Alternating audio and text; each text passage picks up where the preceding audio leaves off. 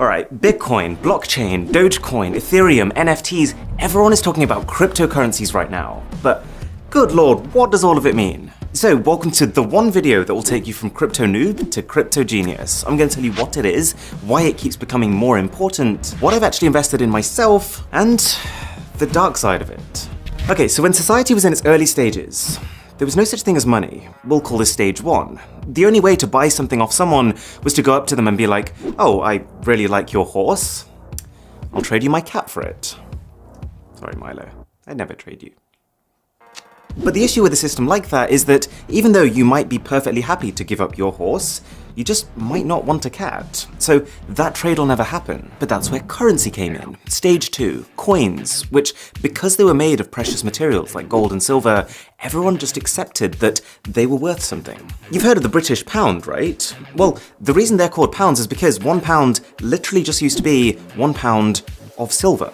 And so all of a sudden in a trade, it doesn't matter if you don't want my cat. As long as I have coins, we can still trade for your horse. Even if you have no use at all for the silver, because it's a precious material, you have that reassurance that you can take that coin, give it to someone else, and trade for something that you do want. Convenient, right? But then this evolved to stage three. As banks became established and governments had control, we realized that as long as there was trust in the system, we could move away from needing to carry blocks of precious metal towards something even more convenient.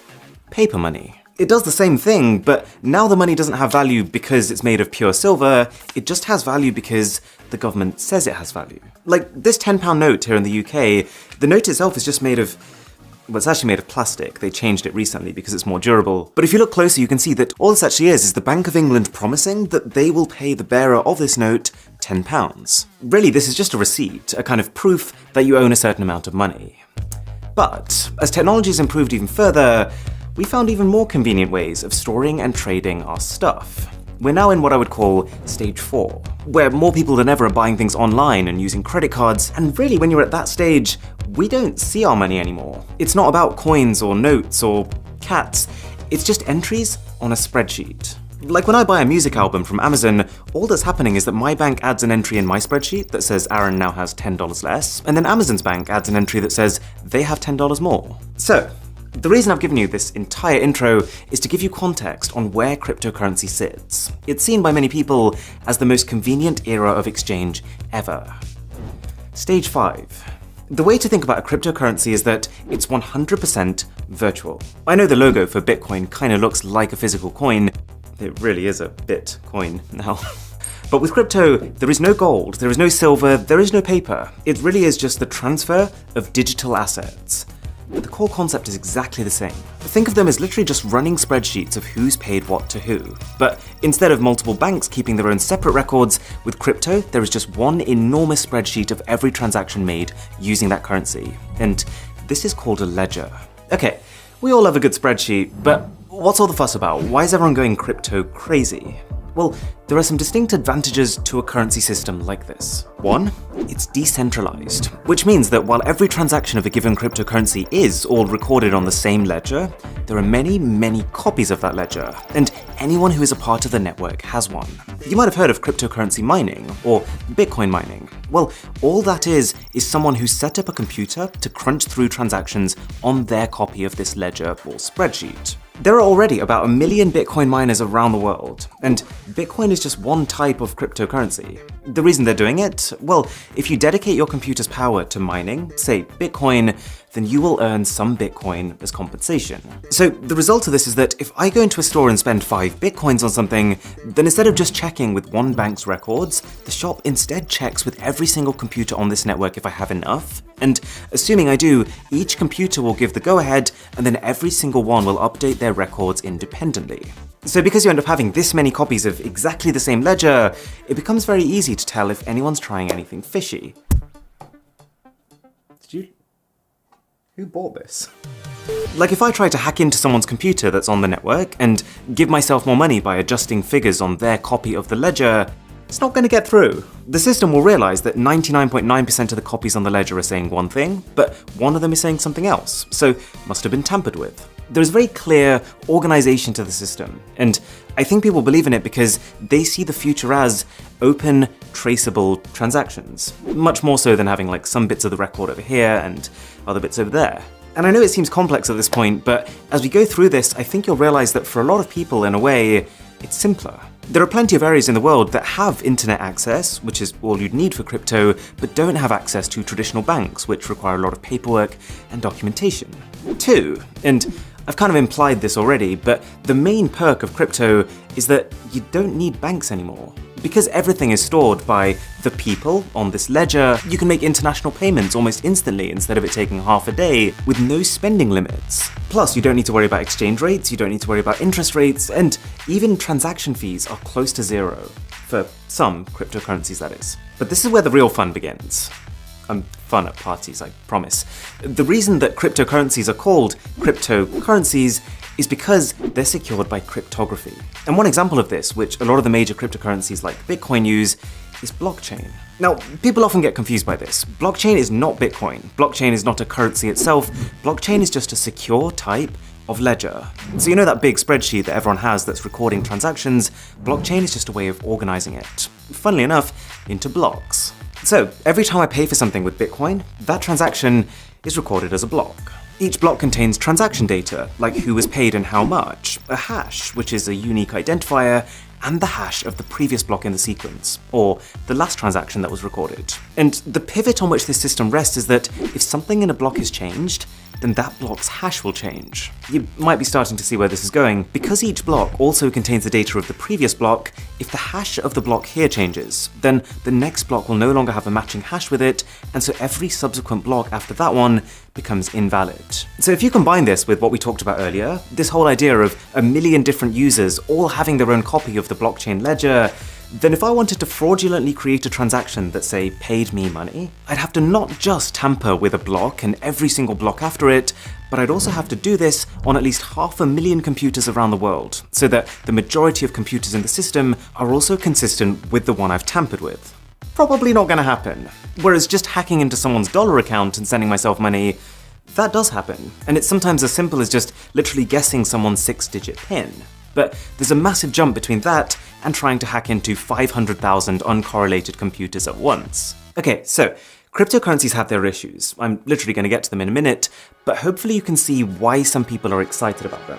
And that brings me on to investments. You've probably heard of people putting money into cryptocurrencies, and all that means is that they're exchanging normal currencies, like dollars, for cryptos, like Bitcoin. They're hoping that those cryptocurrencies become the next big thing, and therefore suddenly shoot up in value, at which point they can then either spend them, or just exchange them back for more dollars than they bought them for. There's actually a term for cryptocurrencies that skyrocket like this, going to the moon, or mooning, but that can mean something very different depending on who you talk to. But the one decision that someone would have to make at this point is, which cryptocurrency? Because we've talked about Bitcoin, but Bitcoin is just one of over 4,000 different cryptos already, and each of them have different properties. For example, Ethereum, which is the second most invested in, can process transactions even faster than Bitcoin. There's one called Cardano, which is considered to be technologically superior. There's one called Litecoin, which has a newer algorithm. And if you are enjoying this video, then a sub to the channel would be delightful. So let me show you what I've done, and disclaimer, this is not in any way at all financial advice. I'm not recommending this, I've literally only put in a small amount of money that I am comfortable losing, and to be honest, the way I'm seeing it is more as an optimistic gamble as opposed to a strategic investment. The only thing that you absolutely should buy is one of these hats. Best purchase I've ever made. That is financial advice. So I've put 40% in Ethereum, 20% in Polygon, 20% in Cardano, 10% in Cartesi, and 10% in Litecoin. And this portfolio has basically gone up and then down, and then up and then down. And then, honestly, you probably get more consistency from Wish.com. So crypto is in a pretty weird place right now. And this brings me on to its problems. The dark side. One of the main ones is exactly this. The reason I think a lot of people don't take crypto seriously is its volatility. Because these currencies are so new and they're completely digital, unlike, say, the market for gold, no one really knows what they should be worth. And so you find that crypto prices are quite heavily speculative. They're tied to the news cycle. Like when a glowing article comes out about them, prices spiral upwards, but then when Elon Musk posts a tweet that puts them down, they go way down.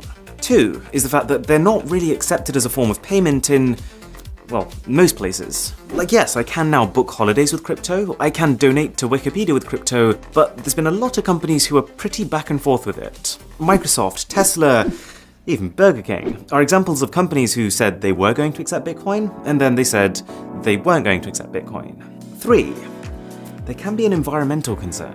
See, the whole reason why a lot of these cryptos are so secure is because of this concept of transactions being verified many times by many computers. So I think it's a fair criticism that in itself creates a fundamental inefficiency.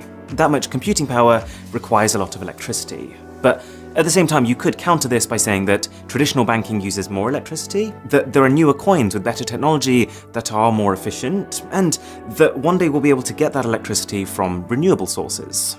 Depends who you ask. And 4, there's also a pretty strong sentiment that because there's no real policing or regulation on crypto right now, it's like the perfect currency for criminals. But to be honest, I think the data speaks for itself on that one. According to Chainalysis, 0.34% of crypto transactions are criminal, up to 5% of normal cash transactions are criminal. And I think that's because it's a bit of a misconception that currencies like Bitcoin are anonymous. They're actually pseudonymous, which means that even though your actual details aren't visible to everyone, your public key, your unique identifier, will be permanently baked into the blockchain upon making transactions with it. So cash is just a better currency for most types of criminal activity, because by its very nature, it's untraceable.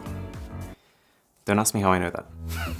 But as well as the negatives, there are also just some straight up odd things that have come about because of crypto. For example, you might have heard of an NFT, a non-fungible token. If you haven't, you might want to take a seat for this one. I don't want to call it stupid, but this one's a head scratcher.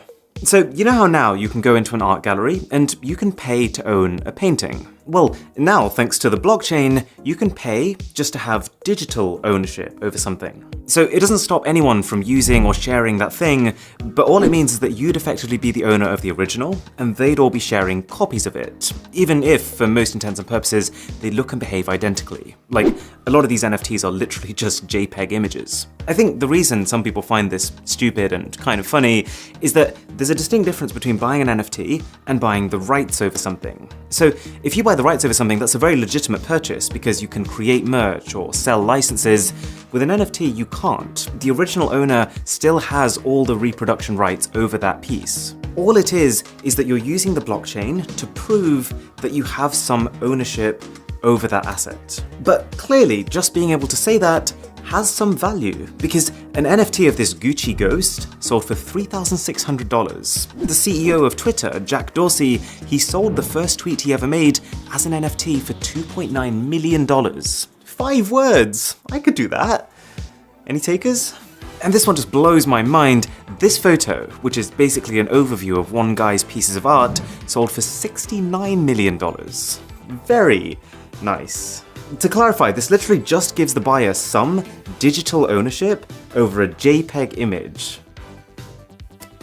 And finally, you might have heard of Dogecoin. Dogecoin is based on the same tech as Litecoin, but it was created as a joke. People started sharing it and putting a bit of money into it because they thought it was funny, but that propelled its value to the point where now we have people who have actually become millionaires just because they bought Dogecoin when it was cheap. It's an interesting world out there. If you did find this useful, then do consider sharing it with a friend or family member who could benefit. I would really appreciate it. And for my best phones of 2021, click here. For an Instagram story that crashes your phone, click here. My name is Aaron, this is Mr. Who's the Boss, and I'll catch you in the next one.